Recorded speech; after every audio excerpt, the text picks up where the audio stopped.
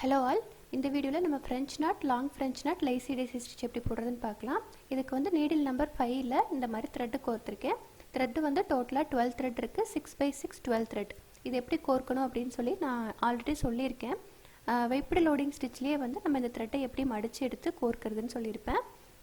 கோர்த்துட்டு இந்த மாதிரி டபுளாக எடுத்து நாட் போட்டுருங்க. நாட் போடும்போது உங்களுக்கு பார்த்தா 12 த்ரெட் கிடச்சிருக்கும். 6x6 12 த்ரெட் கிடச்சிருக்கும். நார்மல் ஃப்ரெஞ்ச் நாட்டுக்கு 12 ஸ்ட்ராண்ட்ஸ் கரெக்டாக இருக்கும். பாருங்கள், இந்த மாதிரி த்ரெட்டை மேலே எடுத்துக்கலாம். நான் வந்து ஃப்ரெஞ்ச் நாட் இந்த ரவுண்ட் ஷேப்குள்ளே போடுறேன். ஃப்ரெஞ்ச் நாட்டை வந்து இந்த மாதிரி ஏதாவது ஃபில்லிங்காக யூஸ் பண்ணிக்கலாம். இப்போ பாருங்கள், இந்த த்ரெட்டை இந்த மாதிரி மேலே எடுத்துகிட்டு நீடிலில் வந்து இந்த மாதிரி ஒரு சுற்றிக்கோங்க. சுற்றிட்டு அதுக்கு பக்கத்துலேயே குத்தி அடியில் இழுத்துருங்க. நீடில் அடியில் இருக்கும்போது ஒரு நாட்டு விழுந்துடும். இதுதான் வந்து ஃப்ரெஞ்ச் நாட். பாருங்கள், இப்படி இழுக்கும்போது த்ரெட்டை வந்து இந்த மாதிரி லூப் மாதிரி கையில் ஹோல்ட் பண்ணிக்கோங்க. ஹோல்ட் பண்ணிவிட்டு அப்படியே லைட்டாக மெதுவாக விடணும்.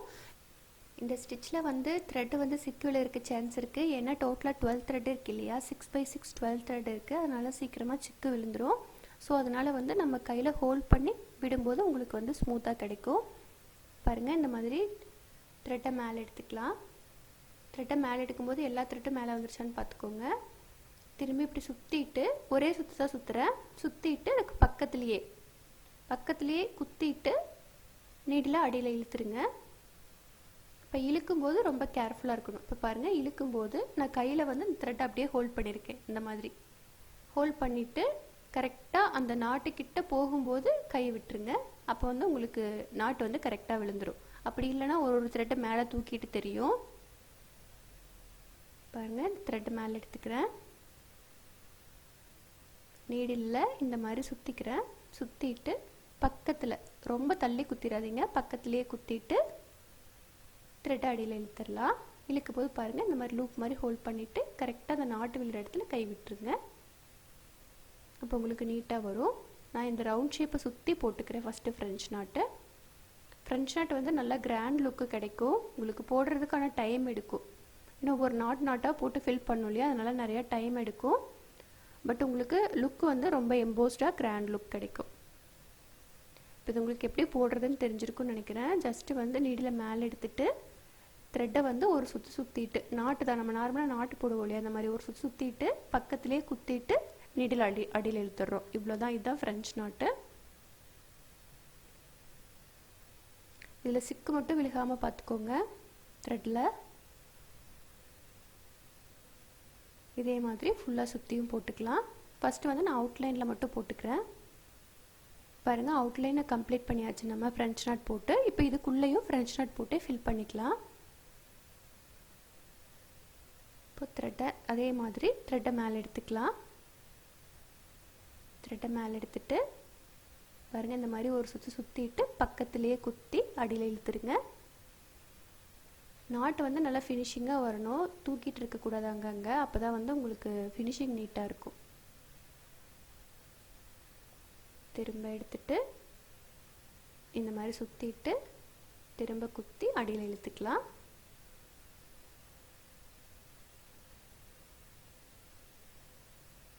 அதே மாதிரி நாட்டு வந்து ஒன்று மேலே ஒன்றும் போட்டாதீங்க. கொஞ்சம் கேப் விட்டு போடுங்க. அப்போ தான் உங்களுக்கு வந்து கரெக்டாக ஃபில்லிங் ஆகும். அந்த கிளாத்தை வந்து தெரியாத அளவுக்கு நீங்கள் வந்து போட்டு ஃபில் பண்ணணும். நாட் போட்டே ஃபில் பண்ணணும். நான் வந்து ஃபஸ்ட்டு அவுட்லைன் கொடுத்ததுனால அப்படியே லைனாக போட்டேன். இதுக்கப்புறம் நீங்கள் லைனாக போடணும்னு இல்லை, சும்மா அங்கங்கே போட்டு அந்த கேப் ஃபில் பண்ணிக்கலாம். பட் வந்து உங்களுக்கு கிளாத்தை வந்து தெரியக்கூடாது, அந்தளவுக்கு நீங்கள் வந்து ஃபில் பண்ணணும். இதுவே வந்து உங்களுக்கு இன்னும் கொஞ்சம் நாட்டு பெருசாக வேணும் அப்படின்னா நம்ம வந்து 6x6 12 ஸ்ட்ராண்ட்ஸ் எடுத்தோம் இல்லையா, அதுக்கு பதிலாக வந்து 7x7 14 இல்லாட்டி 8x8 16 எடுத்திங்கன்னா இன்னும் கொஞ்சம் பெரிய நாட்டாக கிடைக்கும். பட் நார்மலாக வந்து 6x6 12 வந்து கரெக்டாக இருக்கும் உங்களுக்கு.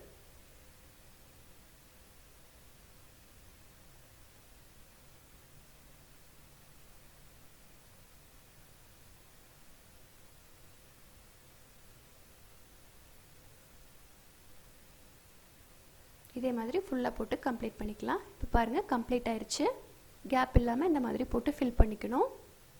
இது வந்து எந்த டிசைனுக்குள்ளனாலும் இந்த ஃப்ரெஞ்ச் நாட் யூஸ் பண்ணி ஃபில் பண்ணிக்கலாம்.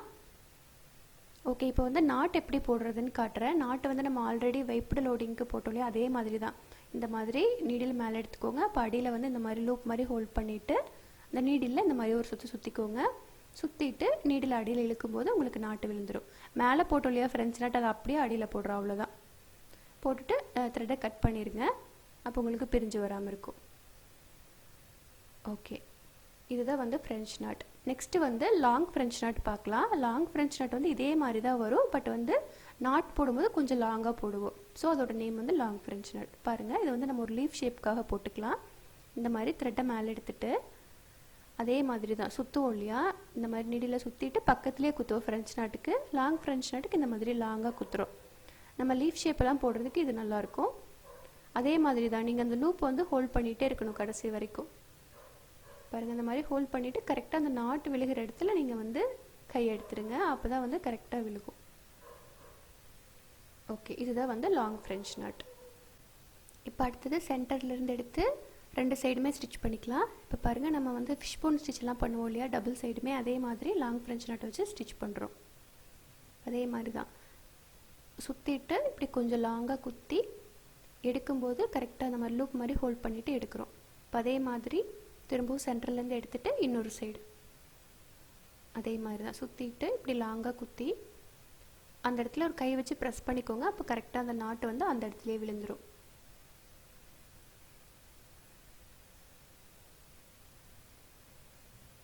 இதே மாதிரி இந்த லீஃப் ஷேப் ஃபுல்லாமே கம்ப்ளீட் ஆக வரைக்கும் ஸ்டிச் பண்ணிக்கலாம்.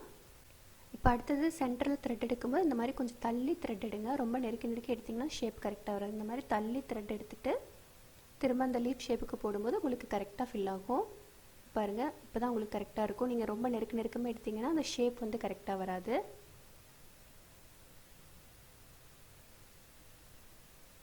இப்போ அதே மாதிரி அந்த சைடும் ஸ்டிச் பண்ணிக்கலாம்.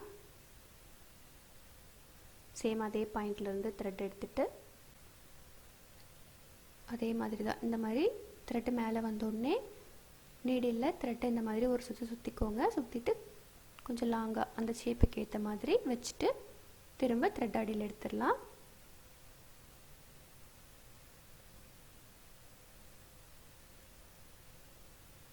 ஓகே, இதே மாதிரி இந்த லீஃப் ஷேப் ஃபுல்லாக கம்ப்ளீட் பண்ணிக்கலாம். பாருங்கள், இந்த இடத்துல கொஞ்சம் கேப் விட்டு போடுங்க. இந்த இடத்துல கரெக்டாக இந்த அளவுக்கு கேப் விட்டு த்ரெட் எடுக்கும்போது உங்களுக்கு ஷேப் கரெக்டாக வரும். பாருங்கள், இப்படி எடுத்துகிட்டு இந்த மாதிரி ஸ்டிச் பண்ணும்போது கரெக்டாக வரும். குத்திட்டு அதே மாதிரி அந்த லீஃப் ஷேப்புக்கு ஏற்ற மாதிரி நம்ம ஒருவேளை அந்த கீழே இறக்காமல் அப்படியே ஸ்டிச் பண்ணிட்டோன்னா அந்த லீஃப் ஷேப் வந்து கரெக்டாக வராது. இப்போ பாருங்கள், ஃபுல்லாக லீஃப் ஃபுல்லாக கம்ப்ளீட் ஆயிடுச்சு. ஓகே, நெக்ஸ்ட் இதுக்கு ஒரு டிப்ஸு. இதில் வந்து லைட்டாக ஏதாவது த்ரெட்டு வந்து தூக்கிட்டு இருந்துச்சு அப்படின்னா இந்த மாதிரி ஃபெவிக்ரில் வச்சு லைட்டாக அதை தூக்கிட்டு இருக்க த்ரெட்டு மேலே வச்சுட்டு அப்ளை பண்ணி அப்படியே ப்ரெஸ் பண்ணி விட்டுருங்க. அப்போ வந்து உங்களுக்கு நீட் ஃபினிஷிங் கிடைக்கும்.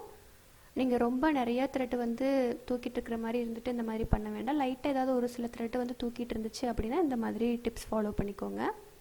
நெக்ஸ்ட்டு வந்து நம்ம லேசி டேசி ஸ்டிச் பார்க்கலாம். இதுக்கு வந்து இந்த மாதிரி சர்க்கிள் ட்ரா பண்ணியிருக்கேன். சென்டரில் ஒரு சர்க்கிள், அவுட்டரில் ஒரு சர்க்கிள் ட்ரா பண்ணியிருக்கேன். திரும்ப சர்க்கிளை டிவைட் பண்ணியிருக்கேன். இப்போ பாருங்கள், இன்னர் சர்க்கிள் இந்த மாதிரி த்ரெட்டை எடுத்துக்கலாம். த்ரெட்டை எடுத்துட்டு பக்கத்துலேயே திரும்பவும் த்ரெட் அடியில் குத்தி எடுத்துக்கோங்க. பாருங்கள், த்ரெட்டு மேலே வந்துருச்சு இல்லையா, அதுக்கு பக்கத்தில் திரும்ப நீடில் அடியில் குத்திக்கோங்க.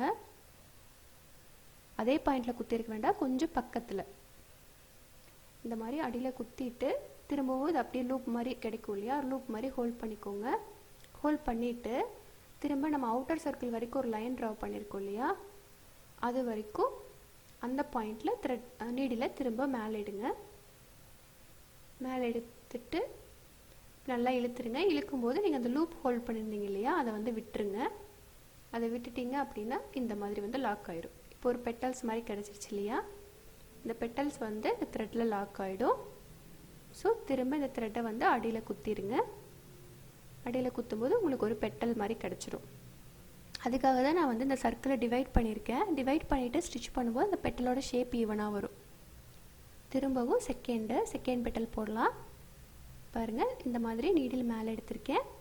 மேலே எடுத்துட்டு திரும்ப நீடில் பக்கத்தில் அடியில் குத்திக்கலாம்.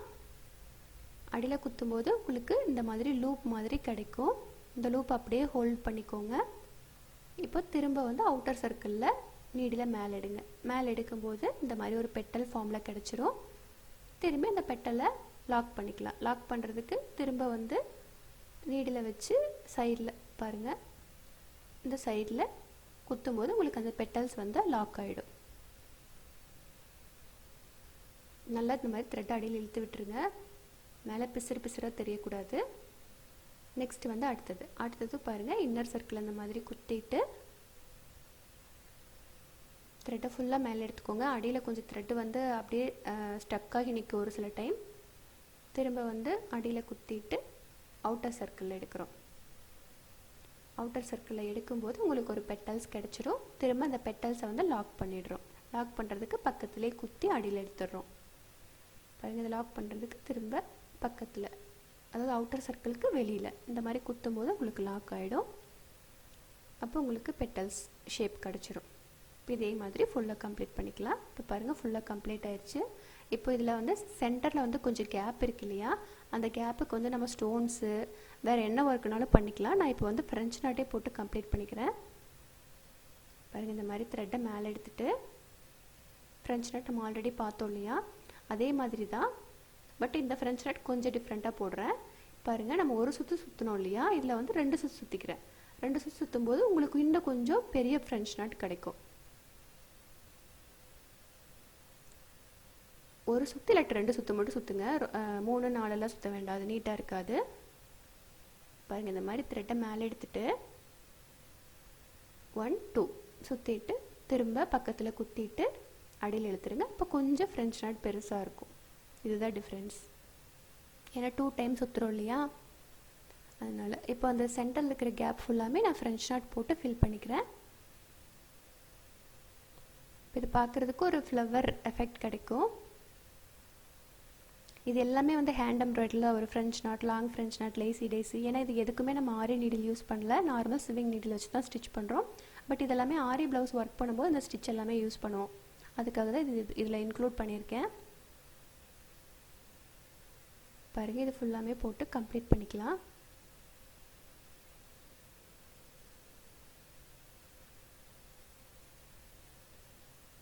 கேப் இல்லாமல் நெருக்கமாக போடணும், அப்போ தான் ஃபினிஷிங் நீட்டாக இருக்கும்.